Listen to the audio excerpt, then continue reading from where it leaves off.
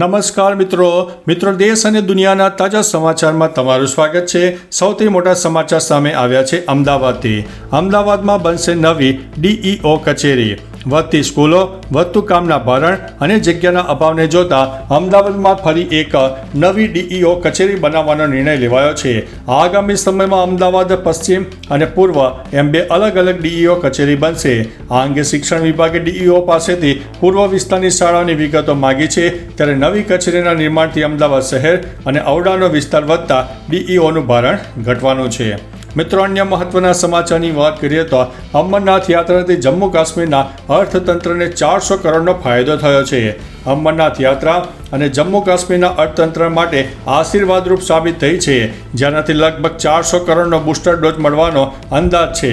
38 દિવસ ચાલનારી આ યાત્રામાં આશરે 4 લાખ શ્રદ્ધાળુઓ ભાગ લેશે, જે ઘોડાવાળા, પાલખીવાળા, ટેન્ટવાળા, નાના દુકાનદારો અને ટેક્સીવાળાઓને સીધો રોજગાર પૂરો પાડશે।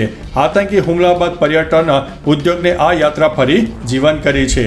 મિત્રો, અન્ય મહત્વના સમાચારની વાત કરીએ તો ગાજવીજ સાથે વરસાદની આગાહી। રાજ્યમાં હવામાન વિભાગે 5 દિવસે ગાજવીજ સાથે વરસાદની આગાહી કરી છે।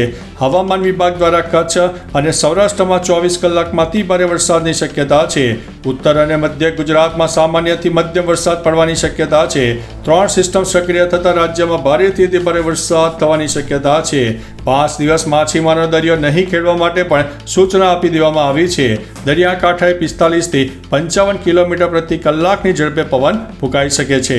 મિત્રો, અન્ય મહત્વના સમાચારની વાત કરીએ તો કોર્ટને બોમ્બથી ઉડાવી દેવાની ધમકી મળી છે। રાજ્યમાં જાણીતા સ્થળોને બોમ્બથી ઉડાવી દેવાની ધમકીનો સિલસિલો હજુ પણ જોવા મળી રહ્યો છે, ત્યારે ગઈકાલે ગીર સોમનાથની વેરાવળ કોર્ટને બોમ્બથી ઉડાવી દેવાની ધમકીનો ઈમેલ મળ્યો। ધમકીના પગલે વેરાવળ કોર્ટે તાત્કાલિક ખાલી કરી દેવામાં આવી અને ધમકી મળતા જ બોમ્બ સ્ક્વોડ સહિતની સુરક્ષા એજન્સીઓને તપાસનો ધમધમાટ શરૂ કર્યો હતો। મિત્રો, અન્ય મહત્વના સમાચારની વાત કરીએ તો પૂર્ણા નદીમાં પૂર, 500 લોકોને રેસ્ક્યુ કરવામાં આવ્યું છે। નવસારીમાં નીચાણવાળા વિસ્તારોમાં પાણી ભરાઈ જતાં પૂરની પરિસ્થિતિ સર્જાઈ છે। અનેક સ્થળે હજુ પણ પાણી ભરાઈ ગયા છે। હજી પણ પૂર્ણા નદી ભયજનક સપાટી પર વહી રહી છે। આ કારણે મોડી રાત્રે 550થી વધુ લોકોનું સ્થળાંતર કરાયું છે। ભારે વરસાદના કારણે શાળા અને કોલેજો અને આંગણવાડીમાં પણ રજા જાહેર કરવામાં આવી હતી। ડીઈઓએ સોશિયલ મીડિયા એક્સ ઉપર પોસ્ટ કરીને જાહેરાત કરી હતી। મિત્રો, અન્ય મહત્વના સમાચારની વાત કરીએ તો મુખ્યમંત્રીએ યોજી હાઈ લેવલની બેઠક। રાજ્યમાં ચોમાસાને કારણે રોડ રસ્તા, પુલો અને હાઈવેની સ્થિતિને લઈને મુખ્યમંત્રીએ ગાંધીનગરમાં હાઈ લેવલની બેઠક બોલાવી હતી, જે કામોને ડિફેક્ટ લાયબિલિટી પીરિયડમાં નુકસાન થાય તેવા કામોની કામગીરી પૂરી કરવાની સંપૂર્ણ જવાબદારી જે તે કોન્ટ્રાક્ટરની રહેશે। મુખ્યમંત્રીએ વિભાગોને સ્પષ્ટ તાકીદ કરી છે કે રસ્તા, અંડરબ્રિજના પ્રશ્નો અંગે તાત્કાલિક ધ્યાન અપાય તેવી કામગીરી માટે ભૂપેન્દ્ર પટેલે સૂચનાઓ પણ આપી છે। મિત્રો, અન્ય મહત્વના સમાચારની વાત કરીએ તો અમરનાથ યાત્રામાં 4 દિવસમાં 50,000થી વધુ દર્શનાર્થીઓ ઉમટી પડ્યા છે। અમરનાથ યાત્રાના પ્રારંભિક 4 દિવસમાં આજે 50,000થી વધુ શ્રદ્ધાળુઓએ પવિત્ર ગુફામાં હિમ શિવલિંગના દર્શન કર્યા। 3 જુલાઈથી શરૂ થયેલી આ યાત્રાના ચોથા દિવસે 21,512 યાત્રાળુઓ દર્શને પહોંચ્યા હતા। રવિવારે 7,502 યાત્રાળુઓનો 5મો જથ્થો જમ્મુથી રવાના થયો હતો। 38 દિવસ સુધી ચાલનારી આ યાત્રા 9 ઓગસ્ટે રક્ષાબંધનના દિવસે સમાપ્ત થશે અને અત્યાર સુધીમાં 3.5 લાખથી વધુ ભક્તોએ રજીસ્ટ્રેશન કરાવી દીધું છે। મિત્રો, અન્ય મહત્વના સમાચારની વાત કરીએ તો ટ્રમ્પની બ્રિક્સ દેશોને 10% વધારાની ટેરિફની ધમકી। અમેરિકી રાષ્ટ્રપતિ ડોનાલ્ડ ટ્રમ્પે બ્રિક્સ સાથે જોડાનારા દેશોને ધમકી આપી છે। તેમણે સોશિયલ મીડિયા પર લખ્યું છે કે જે દેશો અમેરિકા વિરોધી બ્રિક્સ નીતિઓ અપનાવશે તેમના ઉપર 10% વધારાની ટેરિફ લગાવવામાં આવશે। બ્રિક્સ ઘોષણાપત્રમાં WTO નિયમો વિરુદ્ધ ટેરિફ ઉપર ચિંતા વ્યક્ત કરાઈ છે, જેને વૈશ્વિક વેપાર માટે ખતરો ગણવામાં આવી રહ્યો છે, જોકે તેમાં અમેરિકાનું સીધું નામ નહોતું। મિત્રો, અન્ય મહત્વના સમાચારની વાત કરીએ તો બાધા પૂરી થતાં યુવકે મંદિરમાં ચાંદીનો પેટ્રોલ પંપ ચડાવ્યો। ચિત્તોડગઢમાં શ્રી સાંવરિયા શેઠ મંદિરમાં ભક્તિનું અનોખું દ્રશ્ય જોવા મળ્યું।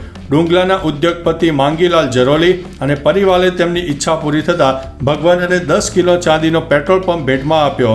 માનતા પૂરી થતાં ડીજે સાથે વાસ્તે ગાસ્તે મંદિરે પહોંચ્યા। તેમણે 56 ભોગ પણ અર્પણ કર્યો। આ અનોખા દાનની તસવીરો સોશિયલ મીડિયામાં વાયરલ થઈ છે। મિત્રો અન્ય મહત્વના સમાચારની વાત કરીએ તો માંડવીમાં વિજયસાગર ડેમ ઓવરફ્લો થયો છે. કચ્છ જિલ્લામાં ભારે વરસાદને કારણે મધ્યમ સિંચાઈના ડેમમાંથી 5 ડેમ ઓવરફ્લો થયા છે, જે કારણે ખેડૂતોમાં ખુશીની લહેર જોવા મળી છે. કચ્છના અનેક ગામો અને નીચાણવાળા વિસ્તારોમાં પાણી ભરાયા છે. માંડવીનો વિજયસાગર ડેમ ઓવરફ્લો થયો છે અને આ વિરલ દ્રશ્યો જોવા માટે અનેક લોકો ડેમ સાઇટ ઉપર પણ પહોંચ્યા હતા. મિત્રો અન્ય મહત્વના સમાચારની વાત કરીએ તો ટેક્સાસમાં ભીષણ પૂર, 80 લોકોના મોત, 41 લોકો લાપતા. અમેરિકાના ટેક્સાસ રાજ્યમાં ગ્વાડાલુપે નદીમાં આવેલા અચાનક પૂરને કારણે 3 દિવસમાં 80 લોકોના મોત થયા, જ્યારે 41 લોકો હજુ પણ લાપતા છે. પૂરના કારણે નદી કિનારે આવેલો એક ગર્લ્સ સમર કેમ્પ પ્રભાવિત થયો છે. જો કે ત્યાંની 750 છોકરીઓને સુરક્ષિત બચાવી લેવામાં આવી છે. હવામાન વિભાગે વધુ પૂરની ચેતવણી પણ આપી છે.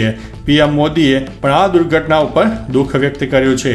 મિત્રો અન્ય મહત્વના સમાચારની વાત કરીએ તો થપ્પડ મારતા શિક્ષકને લાકડીથી ફટકાર્યો. હાલ સોશિયલ મીડિયા પર એક શિક્ષકને માર મારતો વિડીયો વાયરલ થયો છે. બિહારના ગાયજી સહવાજપુર સેન્ટ્રલ વિદ્યાલયમાં એક વિદ્યાર્થીને થપ્પડ મારી હતી, જે બાદ ગુસ્સે ભરાયેલા પરિવારના સભ્યોએ શાળામાં ઘૂસીને શિક્ષક રાકેશ રંજન શ્રીવાસ્તવને લાકડીઓથી ફટકાર્યો હતો. આ હુમલામાં શિક્ષક ગંભીર રીતે ઘાયલ થયા હતા. પોલીસે આ કેસની તપાસ પણ કરી રહી છે. મિત્રો અન્ય મહત્વના સમાચારની વાત કરીએ તો આ ચંદ્રની સપાટી નથી, નેશનલ હાઈવે છે. વલસાડ જિલ્લામાં ભારે વરસાદને કારણે નેશનલ હાઈવે અને સ્ટેટ હાઈવેના રસ્તાઓની હાલત બિસ્માર બની છે. જો તમે ડ્રોન વિડીયોમાં આ રસ્તા જોશો તો તમને ચંદ્રની સપાટી જેવા લાગશે. વલસાડ જિલ્લા અને મહારાષ્ટ્રના નાસિકને જોડતા નેશનલ હાઈવેની હાલત બિસ્માર છે.